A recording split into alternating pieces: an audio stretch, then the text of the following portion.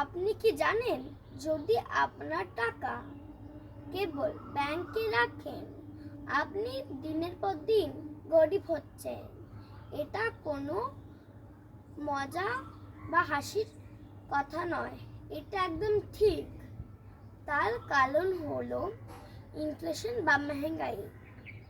Inflation প্রতি বছর 5 থেকে 7% বাড়ছে, আর ব্যাংকে 5 থেকে 6% রিটার্ন দিচ্ছে।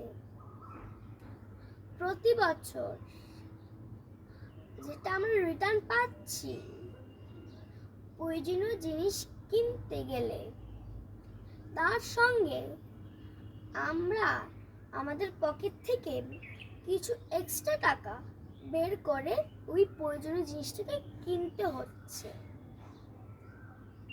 যেটা আপনাদেরকে গরিব থেকে আরো গরিব